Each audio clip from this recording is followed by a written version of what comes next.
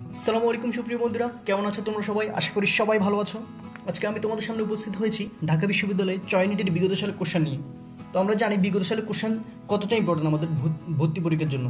অর্থাৎ আমাদের যদি বিগত সালের কোশ্চেন সম্পর্কে যদি কোনো ধারণা না থাকে তাহলে কিন্তু আমাদের ভর্তি পরীক্ষা দিয়ে কোনো লাভ নাই।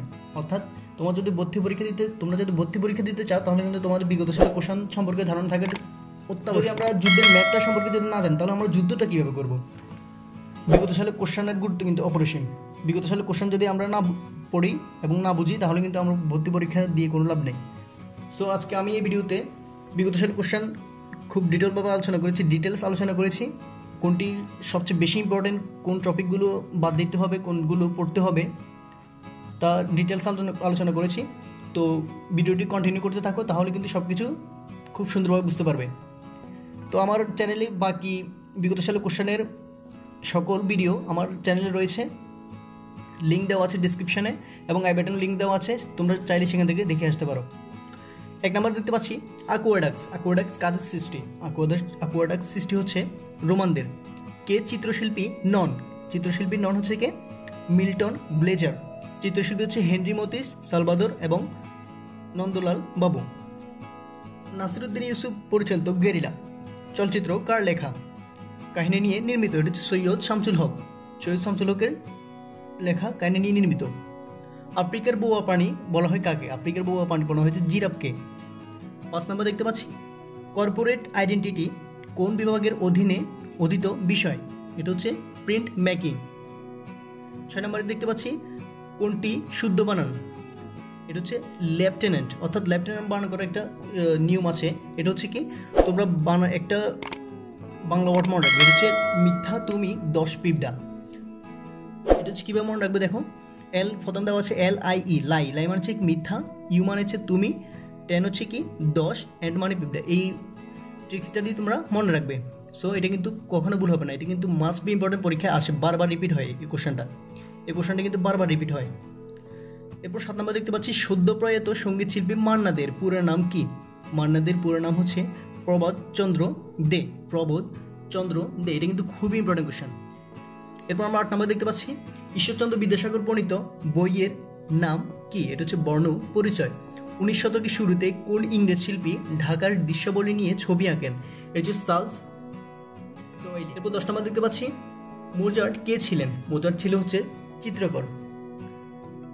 বাংলাদেশের ছাপচিত্রে গুরু হিসেবে কাকে অভিহিত করা হয়? এটা হচ্ছে শফিউদ্দীন আহমেদকে। এটা কিন্তু ইম্পর্টেন্ট কোশ্চেন।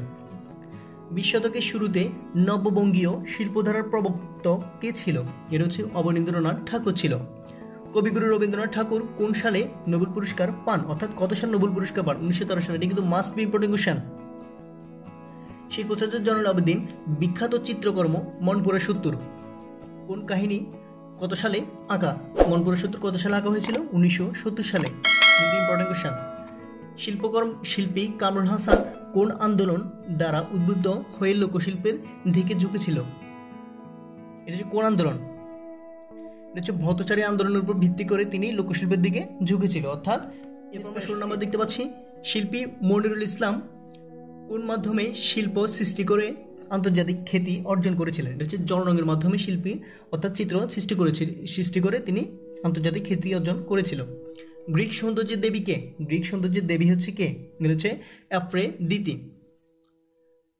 18 নম্বর দেখতে পাচ্ছি গম্বুজের ব্যবহার কোন প্রাচীন স্থাপত্য ধারাকে অনেক বিস্তৃত ও উন্নত করে তুলছিল? এটা হচ্ছে রোমান স্থাপত্য ধারাকে। সাঁচের স্তূপ একটি কি? সাঁচের স্তূপ কি বলা হয়? অর্থাৎ সাঁচের স্তূপ কি? এটা হচ্ছে হিন্দু মেলা অর্থাৎ হিন্দু উপাসনালয়। মোজাইক পদ্ধতি ব্যবহার করে নির্মাণ করা হয় কি? এটা হচ্ছে দেয়াল চিত্র ব্যবহার করা হয় মোজাইক পদ্ধতিতে। বোধিসত্ত্ব পদ্মপাণি দেয়াল চিত্রটি কোথায় আছে? এটা হচ্ছে অজন্তাতে রয়েছে। অজন্তা হচ্ছে একটি গুহা। ভিট্রুভিয়ান কার অঙ্কিত রেখাচিত্র? এটা হচ্ছে ভিঞ্চির অঙ্কিত রেখাচিত্র। 23 নম্বর দেখতে পাচ্ছি তেল রং চিত্রের সাথে ছাপচিত্রের যিনি সমান অবদান রেখে গেছেন সেই ওলন্দাজ শিল্পীর নাম হচ্ছে বার্মিয়ার। ওয়াটার লিলিস কার বিখ্যাত চিত্রকর্ম? এটা কিন্তু ইম্পর্টেন্ট কোশ্চেন। ওয়াটার লিলিস এটা হচ্ছে ক্লদ মর্নে। এরপর আমরা 25 নম্বর দেখতে পাচ্ছি ক্যালিগ্রাফি কি? ক্যালিগ্রাফি হচ্ছে এক ধরনের লিখন পদ্ধতি। ইম্পর্টেন্ট কোশ্চেন এটা। ফ্রেস্কো অঙ্কন করা হয় ক্যানভাসে। ফ্রেস্কো অঙ্কন করা হয় কোথায়? ফ্রেস্কো অঙ্কন করা হচ্ছে ক্যানভাসে। আমি যেগুলো ইম্পর্টেন্ট বলছি সেগুলো কিন্তু তোমরা খুব ভালোভাবে নজর দাও, তাহলে কিন্তু পরীক্ষা হয়তো এটি রিপিট হতে পারে এই কোশ্চেনগুলো। এরপর আমরা 27 নম্বর দেখতে পাচ্ছি, বাংলা সাহিত্যের প্রথম উপন্যাস কি? বাংলা সাহিত্যের প্রথম উপন্যাস হচ্ছে আলালুর গড়ে দুলাল। এটা কিন্তু মাস্ট বি ইম্পর্টেন্ট কোশ্চেন, এটা বারবার রিপিট হয়। বাংলাদেশের কোন নদী কাত্তিনাশা হিসেবে পরিচিত? কাত্তিনাশা হিসেবে পরিচিত হচ্ছে পদ্মা নদী। পদ্মা নদীকেই কাত্তিনাশা নদী বলা হয়। ইতিহাসে বর্গী নামে পরিচিত হচ্ছে কারা? ইতিহাসে বর্গী নামে পরিচিত হচ্ছে মারাঠারা। অর্থাৎ এই কোশ্চেনটি কিন্তু বারবার রিপিট হয়, এই কোশ্চেনটি কিন্তু মাস্ট বি ইম্পর্টেন্ট। রিপাবলিক এর রচিতাকে? রিপাবলিক গ্রন্থের রচিত হচ্ছে প্লেটো। বছরের দীর্ঘতম দিন অর্থাৎ বছরের সবচেয়ে বড় দিন হচ্ছে কোনটি? এটা হচ্ছে 21 জুন। এটা কিন্তু ইম্পর্টেন্ট কোশ্চেন। হাইরোগ্লিফিক লিখন পদ্ধতি কোন সভ্যতার অবদান? এটা হচ্ছে কোন সভ্যতা? মিশরীয় সভ্যতা। নিচের শিল্পকর্মের কোনটি প্রাগৈতিহাসিক সময়ের? এটা হচ্ছে বেনাস অফ ইউ ল্যান্ডলফ।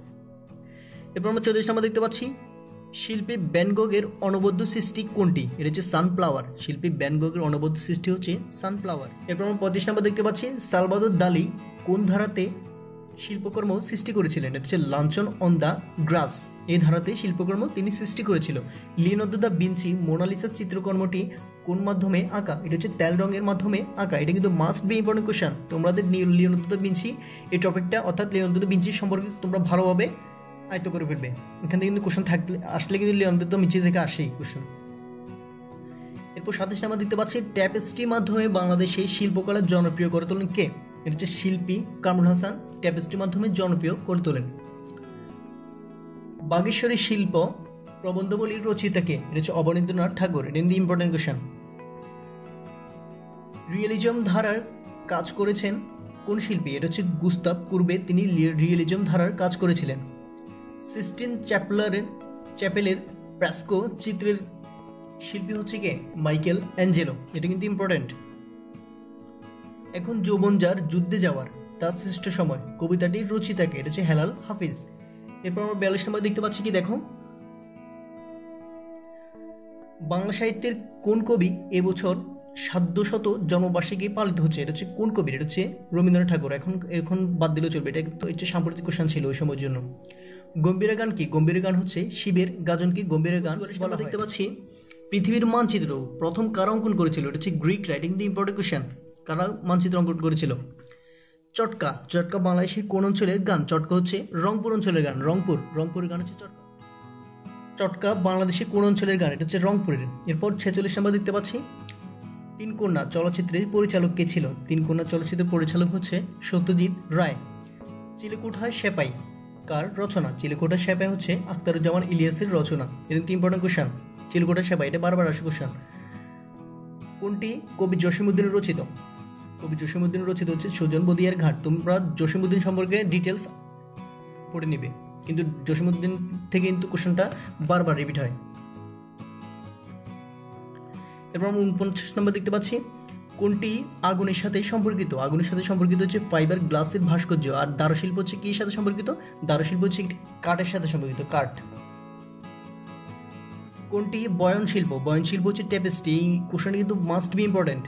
ট্যাপেস্ট্রি এই কোশ্চেনটি অনেকবার আসে কিন্তু পরীক্ষায়। তো আজকের আলোচনা আমাদের এই পর্যন্তই। কারো যদি বুঝতে অসুবিধা হয় তাহলে আমাকে কমেন্টে জানতে পারো। আর যদি আমার কোনো ভুল হয় তাহলে কিন্তু তোমরা ক্ষমা দৃষ্টিতে দেখবে, কারণ মানুষ মাত্রই ভুল। সো সবাই ভালো থেকো। আর যদি ভিডিওতে থেকে একটু উপকৃত হও তাহলে চ্যানেলটি সাবস্ক্রাইব করতে ভুলবে না। তো আজকে আমাদের আলোচনা এই পর্যন্তই। সবাই ভালো থেকো। আসসালামু আলাইকুম।